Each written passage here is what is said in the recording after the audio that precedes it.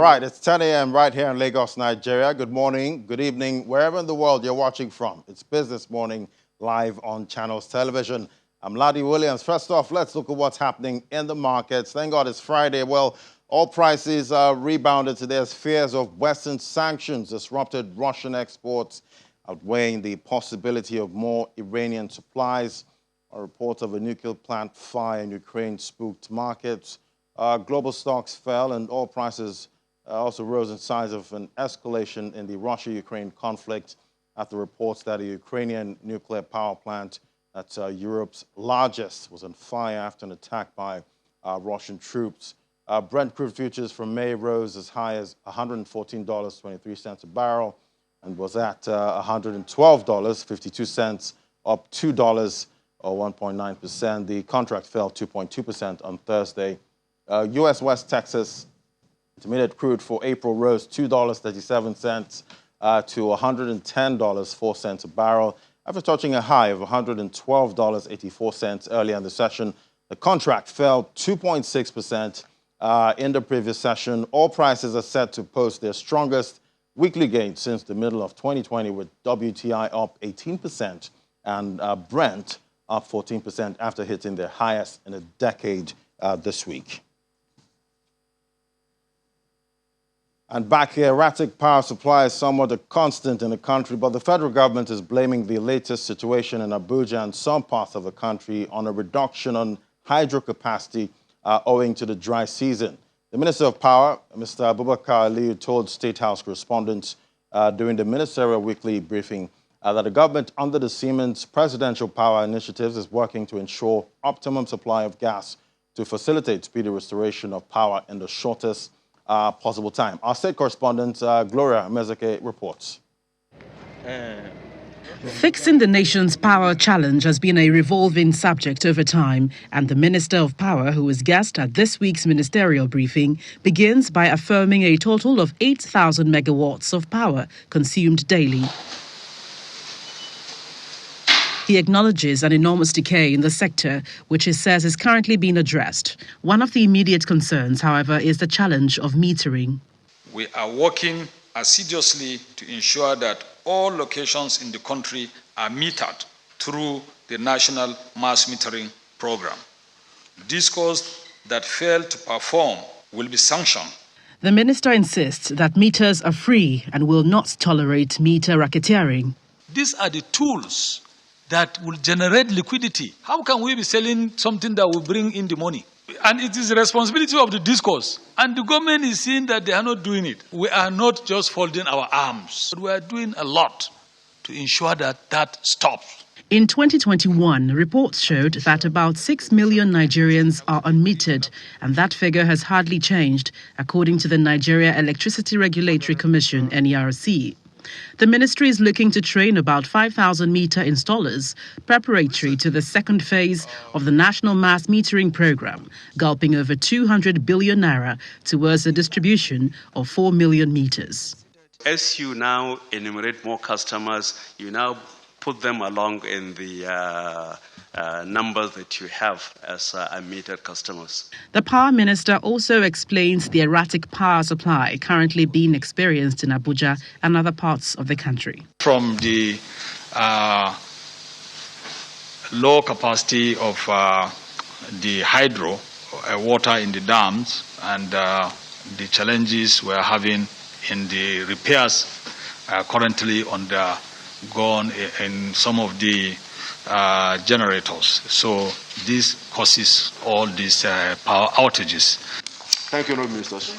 Improving on the nation's epileptic power supply clearly transcends beyond mass metering, even though it is a significant step forward, but it also involves the attitude and actions of the DISCOs and the TCNs. As a matter of fact, the Minister of Power has promised that the 40 billion naira debt owed to DISCOs by the MDAs will be paid this month, expecting improved service delivery across the country. From the presidential villa, Gloria Umezuke, Channels Television News. All right, now to our first conversation. Well, a lot is going on with the electricity part of Nigeria's energy sector. Recently, the National Assembly also passed a bill to allow states generate, transmit, and distribute electricity. Well, we'll drill down on this and other matters with Professor Yemi Oke, a Professor of Energy, Electricity, Law, University of Lagos. Great to have you, Professor. Good morning. Good morning. Thanks for having me. Yeah, great to have you on a Friday morning, sharing your weekend before the weekend with us. Well, let's drill down now. The National Electric Authority was privatized in November 2013, but the issues with electricity in Nigeria are still staring us in the face. Was the privatization, was it done wrong? Thank you very much for that important question. I'll be honest with Nigerians in saying we got it wrong from the conception, the way the power sector framework was conceived, the way it was implemented. We got it totally wrong and out there. And my firm position remains that we got it wrong at the way we privatize, speaking frankly. But how else? We now... Yes, I'm listening, Professor. Okay, thank you very much. You'll be amazed that before privatization, Nigeria was oscillating below 5,000 megawatts.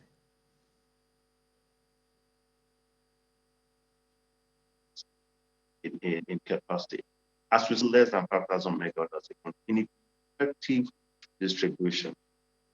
It's even much more worrisome that the federal government is now spending much more than it was spending when power was a national asset. So that's a challenge. That's a challenge.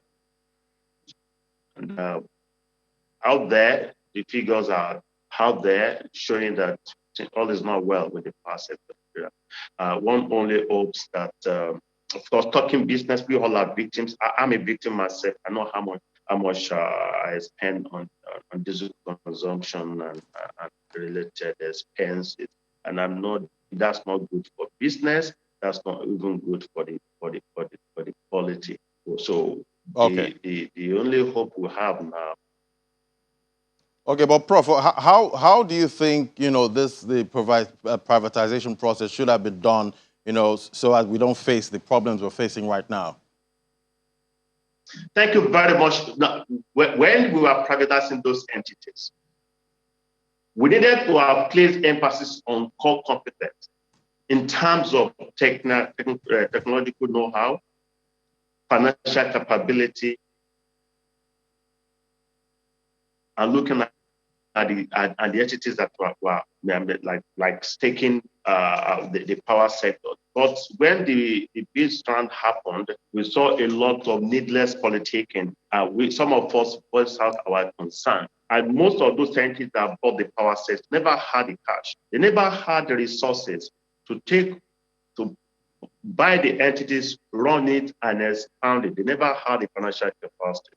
What we did as experts was we get projections as to the ideal models that would have been followed. What really happened in reality was that a lot of these entities approached Nigerian banks for acquisition finance. Got money from Nigerian banks, money didn't come in from abroad. So they raised money locally, sourced their dollars from the local banks, and bought those entities. They were relying on collectibles, collections of tariff collections and billing and other assets of the existing PACN to be able to kickstart their activities. And that's why a lot of discos are now in distress. I hardly will see any of the discos that is actually solving. They are in deep financial stress because the expectations were not really met, and they're still not likely going to be met. A lot of banks, a number of banks are now also distressed because of their needless exposure to power sector finance. All this has been there. And I will be surprised to see, the figures might be there and don't know, but I will be surprised to see that money actually came from abroad. I can't see any foreign investor bringing those, but monies were mobbed locally to finance those assets after acquiring it became a problem. The problem actually started from when they approached the Nigerian banks to assess dollars at the rate of 161 to Naira. And subsequently, the dollar rate got up in a sector that is essentially based in Naira. So they borrowed, they have huge financial exposures as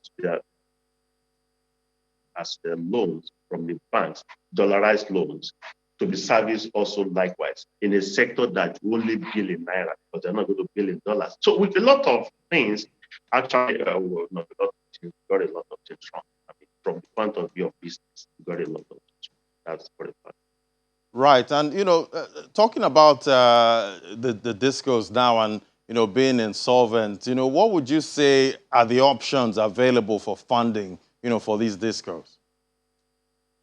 I've advertised, I've advocated rather a position. Clearly, one, the Nigerian power sector will definitely need to go through another round of reacquisition and refinancing. That's the only way out. We need to go through another round of reacquisition and refinancing. I'm not saying the federal government should purchase or take over those entities. No. The federal government continues to retain its stakes in the power sector, but we need to redo what has been done. The entities will all need to be realistic. Now, open themselves up for serious bidders or collaborators who acquire huge stakes and be able to inject capital that will get us started. We can't really start. We're really very scratching it on the surface the way we're doing. The entities wouldn't have the financial capacity to do what ought to be done in this sector. I would need to stimulate investment in the policy. I'm glad now that we're trying to change the laws. We have at the National Assembly the electricity bill, which tries to do a couple of things differently from yes. Talking about the electricity bill, can you tell us about that bill? One fundamental objective of the bill is to, of course, accede to our position. Of course, by the way, I'm speaking from Abeokuta, not from Ibadan. One fundamental aim of the bill is to now give us a document that will now operationalize the power sector. For more than a decade, I indicated that the current law, the Electric Power Sector Reform Act, was not intended to operationalize the power sector. It was at best a framework put in place to bring about or to midwife power sector reforms. And everything points to the fact that it was intended to bring about or engineer a kind of power sector reform. Now that we are done reforming, we now need a law that will now operationalize, that will not be the sector governance document. And that's what we're about to have now. Well, a lot of things are still going on about the bill. It's still at the National Assembly. It's too early to make a serious input in the act now. Unlike the PIB, we are making input in the PIB, and that went on for more than a decade. At some point, some of us felt we were wasting our time. So when we know that the regulators and the legislators are serious and that we're now ready to have a decent bill law for the power sector, we can make critical input. But you're going to make input in this one, then subsequently we're going to have another version that is totally different from that. I don't think it's tidy. So when we're ready, we're going to sit down and make comprehensive input and submit to the National Assembly to help the process as a whole contribution to national development. Then definitely I will do that as a whole contribution. All right. We also gamble that the sector is overregulated. Now, the two main agencies are now being fused into one. We have the NERC and the NEMSA. They are now being fused into the same law. They are now coming under the electricity bill. A couple of adjustments here and there, but it's too early now to speculate, and it's too early now to be optimistic as to the law. What should get Nigerians happy is a constitutional amendment, really, which I think you still going to bring up. Right, and talking about the constitutional amendment there, allowing states to transmit, distribute electricities, in areas covered by the national grid. Can you break it down for us? Thank you very much. Under the law, under the Constitution as we speak, Item 13 of the third schedule says National Assembly will be able to make laws in respect of areas covered by the national grid. Item 14 says states House of Assembly will be able to make laws in respect of areas not covered by the national grid. And the state will also be able to set up agencies, bodies like regulators, something similar to the NBC. But no state government is doing that. There's this argument of covering the field, saying that the entire country will attest to the grid. Our argument is that it's a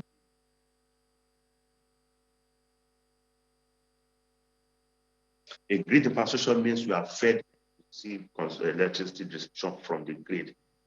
So that's one argument. But with the current amendment, if it says true, that's the best thing that can happen to the country. It means state government now will have no choice. They have no alternative. They have no excuses now. They can now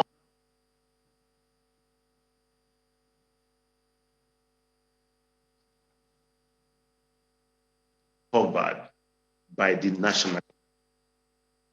They can now generate, transmit, and distribute in respect of areas covered by the national grid, unlike areas not covered by the national grid, which means it's now open-ended. They can legislate and license entities to generate, transmit, and distribute in respect of areas not covered by the national grid, as well as areas covered by the national grid. I'm saying it speaks to our position that we can't be having a federated grid in the 21st century, having like one pipeline, like something in the petroleum sector is not done. Now we're having a decentralized grid structure, which is what we've been advocating in our position on DEOPS, decentralized energy options. We should have transmission grid at the level of states or region or decentralized totally. No, we should go by what I call megawatt grabbing. Nigerians will have electricity from all and every available sources and should generate and transmit from any source. It doesn't matter if Lagos is not generating and transmitting, it may generate, transmit, and distribute. Kebbi may generate, transmit, and distribute. A situation in which even if Lagos has capacity to generate, it cannot generate or transmit because it's not being done nationally. That doesn't make for national progress or development. You should have totally decentralized legislative framework that allows state, irrespective of the position, to license entities and generate, transmit, and distribute. And that brings about healthy competition in the power sector, and things will ease out naturally once we have options. A state like Texas, we have 50 companies generating and transmitting. So we should have something like that in Nigeria. So that's the way to go, but then we can be too optimistic. All right, Prof. All right, Prof. But the healthy competition, that sounds good. But let me take you back now. In retrospect, would the Lagos, Enron Power Project, of 1999 to about 2001, if it had been allowed, would it have salvaged the situation we're having right now? Thank you very much for that important question. In retrospect, I think it's a huge regret that we didn't allow Lagos Enron project to start. I think it was during Tinubu's regime. I was working in a law firm that really put in a lot in that. And I recall the current vice president was so passionate, was almost sleeping in our office then in UBA house, working assiduously the paperwork, trying to make sure it worked. And federal killed it. You can imagine if Lagos had been able to generate even 1,000 megawatts years back. I'm sure the capacity will have increased. Other states will have followed. Now we're now going back to decentralized framework that was attempted in Lagos, but killed for political reasons, needless political reasons. The same thing with the metro line of the Jacon days. We can't continue growing a nation like that. You can imagine if Lagos had been under a separate grid, even if not a separate grid, having a parallel grid years back. Definitely Ogun will have followed, Oyo will have followed. Then no excessive dependence on so-called national grid will have been a thing of the past. But maybe it's late, but definitely not too late. That's the way to Right. go. Is a regret. I'm sure everybody's regretting it. The way we regretted not allowing Metroline to go, now we're all regretting not allowing Lagos Airport project to go. And the good thing is that the current vice president was even the brain behind it. A lot of paperwork done. But then I can say it, Nigerians, I'm speaking to Nigerians now, it was killed for needless political consideration. We've learned our lessons now. It's not too late to undo what had been done wrongly. All right. All is not good. So All we right, can Prof. get moving. All right, Prof. I guess it's not too late. The dream is for Nigeria to have stable power at some point in this country. Thank you so much, Professor Emi Oke, Professor of Energy, Electricity Law, University of Lagos. Thank you so much for coming on the program, and enjoy your weekend. Thanks for having me. It's a pleasure. Thanks for having me. All right. So after the break, we'll look at what's happening in Nigeria's aviation industry. That's in a moment. To stay with us. This is Business Morning. All right, now to our next conversation. We'll look at what's happening in Nigeria's aviation industry. Recently, airline operators decided to hike fares so as to meet up with their obligations in service delivery, but this has met stiff resistance from the government and a consumer protection body. To discuss this, we have Babatunde Irukera, Executive Vice Chairman, CEO, Federal Competition and Consumer Protection Commission. Great to have you on the program. Good morning. Good morning. All right, so looking at this fare hike, what is the scope of, your commission's investigation into the activities of, airlines, in respect to this fare increase? A good question. Again, like you rightly said, our mandate is consumer protection and competition. With respect to the increase in airfares, the subject of inquiry is competition. And essentially, one of the principles of competition is that competitors should compete, not collude. And everywhere else in the world, when there's collusion, it's criminal. If anything, the one thing that takes business people to jail sometimes are cartels. And what is a cartel? That means when competitors, instead of competing, coordinate with respect to things like price or other commercially sensitive parameters of their business, like means of production, supply chain, and things like that. And so here we are. What we know is that at least there was an announcement by some operators, and they attributed in their announcement, they attributed their conduct to a meeting by the association. And that at the association level, there were discussions, and pursuant to that discussions, they agreed that 50,000 naira would be the minimum fare across any sector of travel within Nigeria. Now, if that is correct, it's a violation of law. And so we engaged, and our first initial investigation was to determine the accuracy of some of these statements. And so at least we have sufficient evidence to know that. Indeed, over a period of time, the airline operators associations did meet, and they discussed a bunch of different things, which are legitimate. But one of the subjects of discussion was airfares. Now, that was wrong. There's absolutely no reason why competitors should get together to discuss fares, because the rule is that revenue management or yield management belongs in each of their businesses, not a coordinated approach to it. And so that's where the investigation started. Right.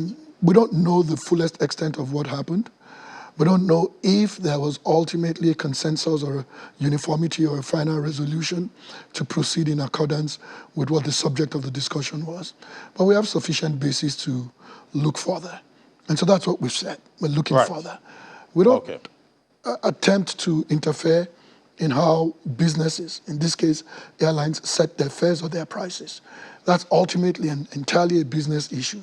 If there are any procedures for filing those fares with the Civil Aviation Authority, that's also a Civil Aviation Authority issue. It's not a FCCPC issue. And so this isn't about the fairness of the fare. It's not about whether it's excessive or whether it's manifestly unjust or unreasonable. Now, that's a totally different process, and there's a different vehicle and different tools for addressing that. Okay. But the number one mechanism for fair pricing by itself is actually competition. And so All right. we would not even intervene with yes. respect to a price in a market Okay. that is competitive.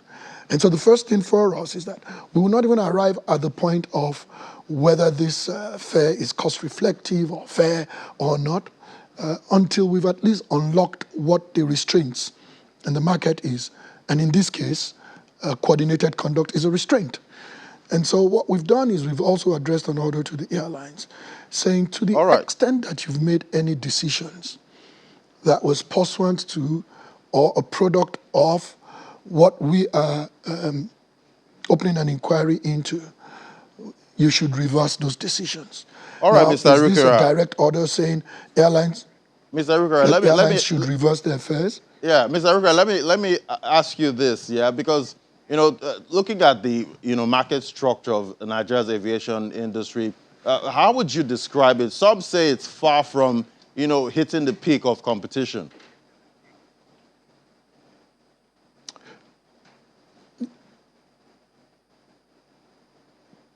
Well, I mean, you make a point. Is it competitive? I would say that yes, there is. I mean, from the number of players, their fleets, and number of operators, yeah, there is some element of competition. Is it as robust as it can be? No, it's not. You must know that competition is also a factor of many things, including how many players are in the market, the geography, the routes that these players are flying, the size of their fleets. And so it's possible that you even have a dominant player or some dominant players. That in itself doesn't mean that the market isn't competitive. I think that the industry can be more competitive, but I'm not going to agree that there's absolutely no competition. Right. But globally, inflation is on the rise. We see energy costs, oil hitting new highs, at this point. And these airlines are in, business to make profit. They've complained about maintenance costs, rising costs of, jet fuel. What if it's just a case of, price followership? Maybe the market leader sets a price and others follow. That's a very good point. And again, we do not even question whether the airlines reserve their right or their prerogative to fix their fares or increase their fares, especially based on what we all know the factors. I mean, there's inflation all over the world, and everything is costing a lot more money, including transportation. So we recognize that. And so that's not the question. The question is you cannot coordinate. And you make a very important point also by saying that, is it possible that some fare increases were not the product of what seems to have been this conspiracy or this mutual arrangement? Yeah. That is quite possible. And so you would see that what the order has been is that to the extent that any commercial decisions have been made pursuant to or as a result or a product of what was really an inappropriate discussion or understanding, we ask that you cease and desist from those decisions. If you've, just like you said, if you're following the market and you have not acted in any manner that is a violation of law, that's fine. But the investigation would ultimately, as we gain more detail in the investigation, you're likely to know who did what and when.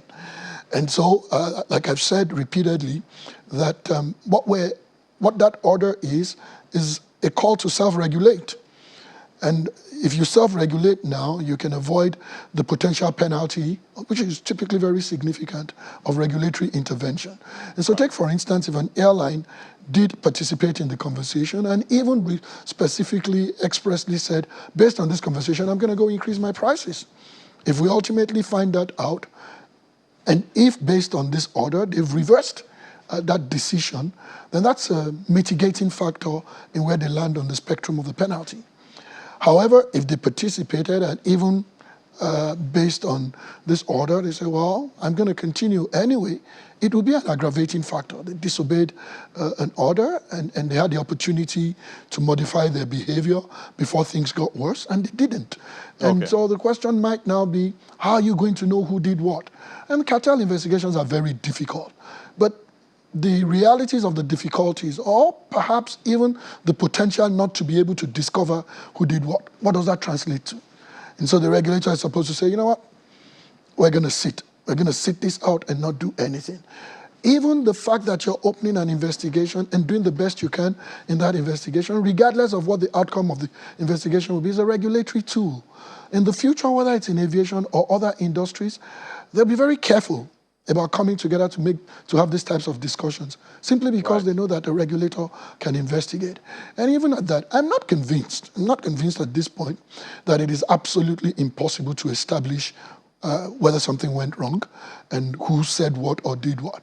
I think we have different tools for proceeding on the investigation, and it's quite possible to slice it and ultimately determine who did what.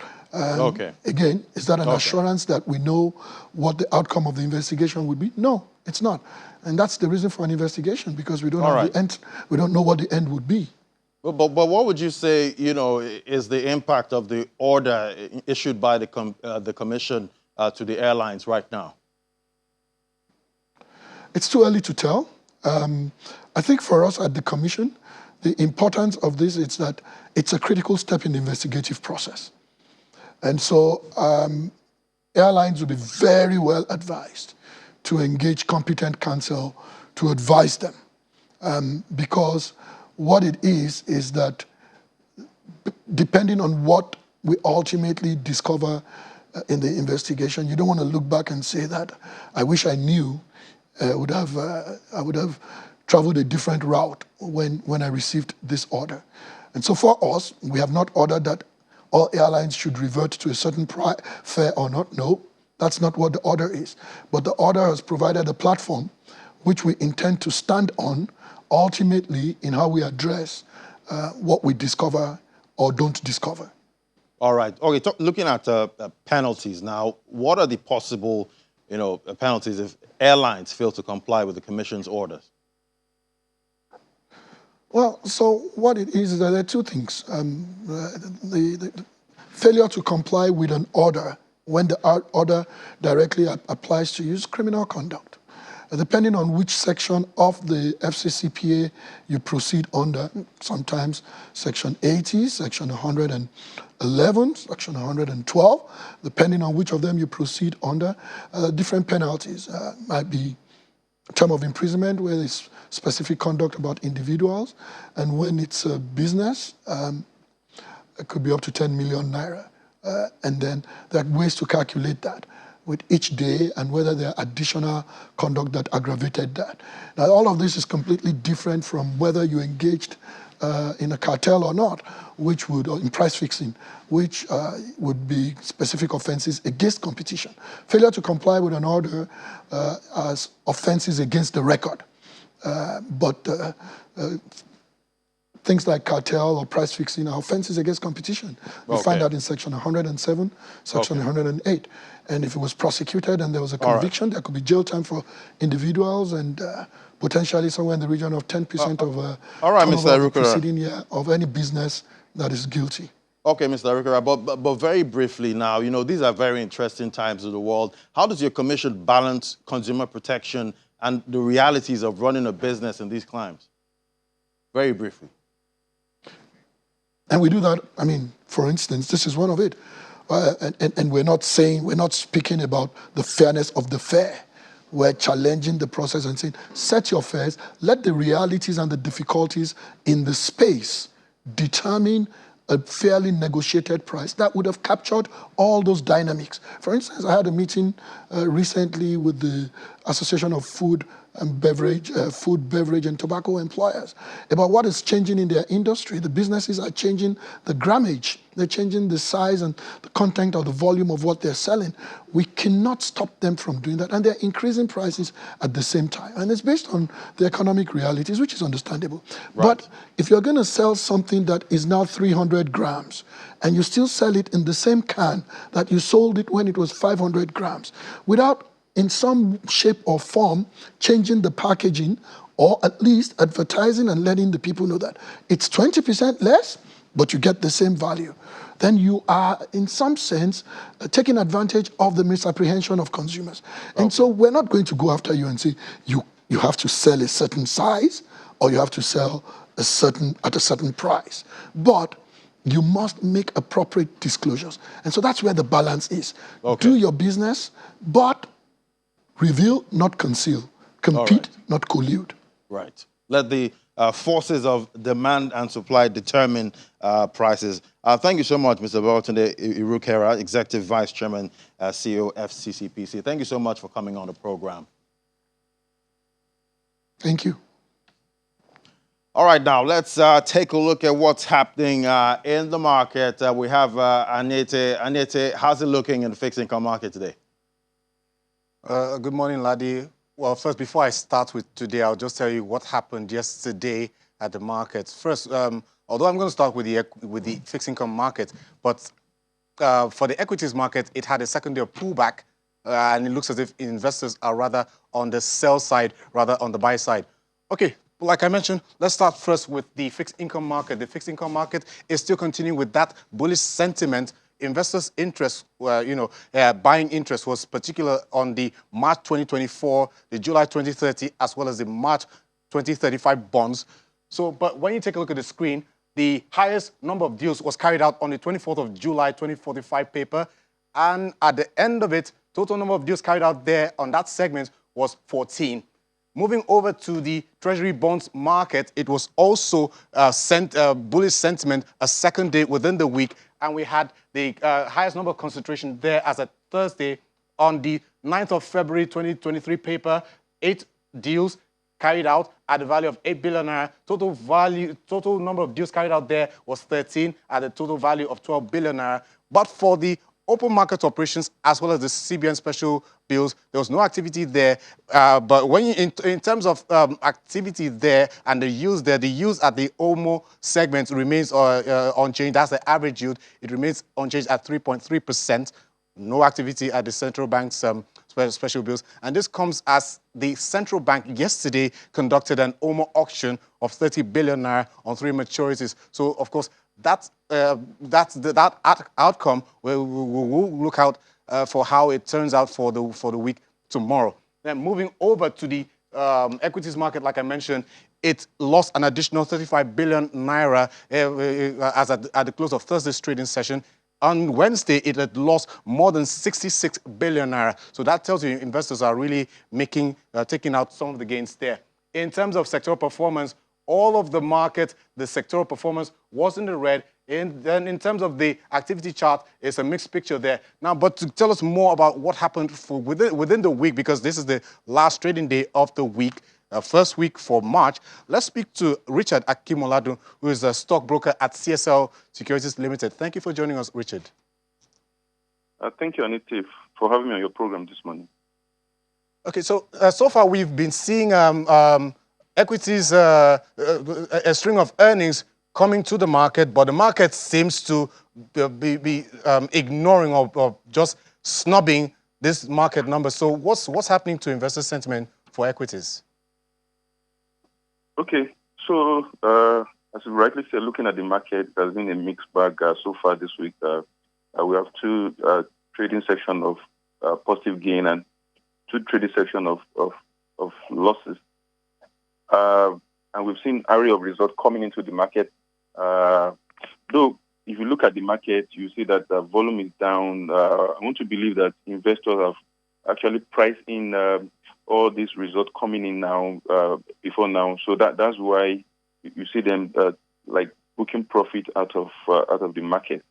And as you know, that a report released by the NGS lately about trading in the market, we see that the market is highly dominated by local investors, and they are always comfortable with a little gain in whatever investment they put in the market. So they're ready to take profit at any little upward movement in the market. Okay, so particularly yesterday, we saw all the 5 Tier 1 lenders, that's First Bank, Union Bank, GTCO, First Bank, UBA, GTCO, Access, and Zenith, all in the red. And then, of course, we also had the NGX and, as well as Guinness. So what do you think the market will turn out at the close of today's trading session as well as next week? What's your outlook? So, as I've said, we've seen results from most of these Tier 1 banks. Zenith paying a dividend of 2.80 kobo, final dividend. We are yet to see that of GTCO and some of the other banks, like Access, UBA, we're yet to see their results. But as I've said earlier, that investors are pricing the result of this stock in their price, and we might continue on this route of sell-off that we are seeing now, even going into next week. Okay, Richard, thank you for that analysis of the market. And then, well, I wish you a happy Friday and a happy trading day. So that was Richard Akimoladu, equities trader at CSL Securities Limited. So, fingers crossed for our final trading day of the week today. We'll see how the market plays out. Thank you so much for the updates, Anita. All right, so we'll take a break now. When we come back, we head to London. That's in a moment. Just stay with us. All right, welcome back. Let's head on to the UK now with Juliana. Great to have you, Juliana. So it's all about Russia, Ukraine right now. We see a former major shareholder in Arsenal FC and Russia's ex-deputy prime minister have become the latest oligarchs, to be sanctioned by the UK. Tell us more about this. Good morning, Laddie. Yeah, you're absolutely right. The largest set of financial sanctions in history are underway, and Britain are not playing when it comes to their stance, which is they are going to squeeze Vladimir Putin and those who are enabling his war machine exactly where it hurts. And now there are 2 individuals that have become the 12th and the 13th oligarchs in Britain that have been sanctioned. Alisher Usmanov, who once owned a 30% stake in Arsenal FC, he sold it off 4 years ago now. He is worth, I believe, about £11 billion. His assets have been frozen. He can no longer travel to the UK, and no British individual or British firm can conduct a business with him. He apparently has a £10 million home in Surrey and a £48 million home in Highgate, which is the playground for the very, very, very rich here in the UK. There's also an Igor Shuvlovov. His name may be familiar to most because he was the former ex-deputy prime minister of Russia. He's currently the chairman of a Russia state-owned development bank called VEB RF. Now, VEB RF was one of the 3 banks that received further sanctions from the UK government earlier this week. So again, no British individual or firm can conduct business with him. He owns 2 flats in London that are worth £11 million currently under the hands of the British government. And there are more. Liz Truss said there is still a long way to go. During Prime Minister's questions earlier this week, Sir Keir Starmer, the opposition Labour leader, did mention a few names. Roman Abramovich was one of them. So there is still a lot more pain that can be inflicted. But so far, only 13 Russian individuals have received these sanctions. Right, the sanctions keep rolling in at this point. And now, I see 2 UK supermarket chains have removed Russian vodka brands from sale with immediate effect. That's a huge one there, trying to show sign of solidarity with the people of Ukraine. Absolutely. That's the stance that the British government have put out. Kwasi Kwarteng, the business secretary, has said that he wants Russia to be isolated both economically and diplomatically, and that's what's happening. Co-op has become just the latest. There have been a string of stores and restaurants across the UK that have said they are no longer going to be selling Russian vodka. Vodka is a favourite tipple for many British drinkers, but in certain places you won't be able to get it. Co-op have said that they are going to be taking off their shelves Russian standard vodka, which is distilled in St. Petersburg. That's no longer going to be available for people to buy. Wetherspoons as well, which is a really popular pub chain up and down the UK. They've announced that they're going to stop selling Baltika lager, another drink that is distilled in St. Petersburg. They've got 870 pubs. They're no longer going to be able to access it, and so on and so forth. There's so many popular restaurants and bars in the UK that have said they're no longer going to be doing this, really squeezing Russia. But this is not just affecting Putin. This is also affecting ordinary Russian citizens. There are still ordinary Russian citizens living in Russia that have nothing to do with the war, but this is hitting them hard, which is why there are no surprises that hundreds of thousands of people are trying to protest in Russia, but we have heard that thousands of them have been arrested. Wow, right, it just keeps escalating, but let's hope they get to some form of resolution at some point. We'll keep tracking it though, but thank you so much for the update, Juliana. All right, now let's take a look at what's happening in the markets. Let's see what's happening in the crypto market there. We see the market cap having a pullback this morning. The market cap stands at $1.83 trillion. It's down about 4.34%. 24-hour volume traded in the market cap there, $84.59 billion. That's also down 8.32%. Bitcoin dominance sits at 42.93%. This morning. Let's see the price of Bitcoin. Massive pullback there, $41,449. We see Bitcoin started a downside correction. It was traded below the 42,000 level against the US dollar. But we see Bitcoin must hold above 40,000 to avoid a trend reversal at this point. We see that a fresh decline there. We see traders getting a little jittery in the market. Let's look at Ethereum now. We see Ethereum $2,728. That's down about 6.49%. We see Ethereum trying to break above that 3,000 level, but it's extended another decline below the 2,800 support zone against the US dollar. Ethereum price is declining and might even trade below 2,600. We've seen Fridays get really bloody nowadays in the crypto market. Let's bring in Michael Naji now to bring us up to speed of what's happening. Hello, Michael.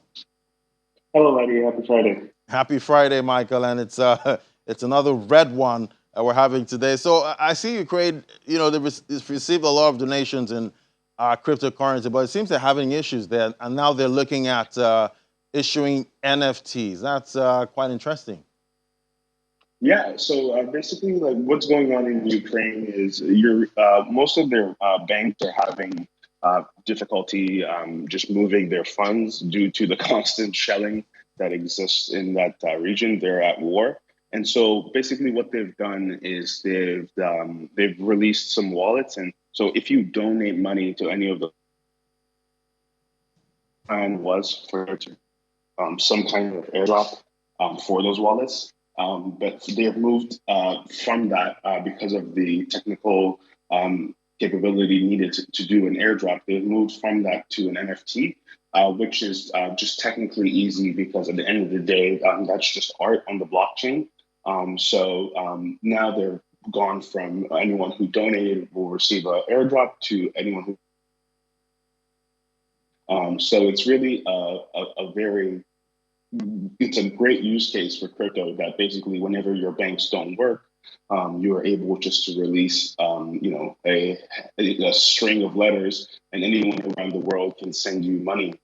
And so Bitcoin has really stood up to the test has really had a testament of what it's able to do in light of this new development. Right. And another issue now, this one more of a decentralized issue, if I say so. It's MetaMask. That's the largest Ethereum wallet. They've suspended services to Venezuela. I thought they were not supposed to be able to do that. I thought it was supposed to be decentralized. Yeah, so that's one of the problems that's inherent in Ethereum itself. Ethereum relies on, unlike Bitcoin, where all the nodes, you can run a node in your house. The nodes for Ethereum are run in what's called Infura. It's a large centralized node provider that provides data services for Ethereum, and MetaMask uses those nodes. So the most important thing, that development that's happened here is MetaMask has now shut off any Venezuelans from using their services because of the sanction list from the Office of Foreign Assets Control, which is OFAC. So you've seen Venezuela being shut off from MetaMask, and this is a huge issue that's inherent in Ethereum because the node providers aren't decentralized in such a sense because of Infura and the way they work. You're looking at, you're having this kind of thing happen. Otherwise, on Bitcoin, which is way more decentralized, you can be a node provider in your house. So it's one of those pitfalls of Ethereum. But the people in Venezuela, as long as they use a VPN, they can still use MetaMask. So it is a new development, but it's not something that you can circumvent. This is just OFAC working, basically trying to remove anyone who's on the sanction list from using any kind of U.S. technology, which MetaMask is. Right. It seems like with crypto, there's always a way around, whatever service disruption there. All right, Michael, thank you so much. Enjoy the weekend. Thank you, Lenny. All right, let's take a look at top all-time market cap there. We see it's all red there. BNB, it's down 3.35%. That's Binance token. That's the Binance token for the cryptocurrency exchange. It's trading at $395.21. Cardano there, 87 cents. It's looking like it's not getting above that $1 mark anytime soon. It's down 5.90%. And we see Solana there, $92.01 per coin. It's down 8%. It's the biggest downer on the top all-time market cap. And we see XRP still acting like a stable coin, but it's down 3.75%. Let's look at the top five gainers. Top five gainers, we see UMA there. It's trading at $10. It's up about 25.65%. That's a protocol for creation of synthetic-based assets on the Ethereum blockchain. And we see Moonbeam, also an Ethereum-compatible smart contract on Polkadot. That one's trading at $3.39 per coin. It's up 19.59%. Wave, also a decentralized exchange there, trading at up 13.37%. And we see Anchor there, $4.90. Look at the top losers now. HNT is topping that counter. It's $22.46 per coin, down 9.41%. And also we see Solana right there. All right, that's it for the crypto market today. Remember, we at Channels Television do not sell or advise on buying cryptocurrencies or any securities. We're a news source. All we do is report the market to you. So thank you so much for watching. That's a wrap on the program. Don't forget to join us at 1:30 p.m. for Business Incorporated for more updates and developments in the world of business. Thank you so much for watching. I'm Ladi Williams. Bye-bye.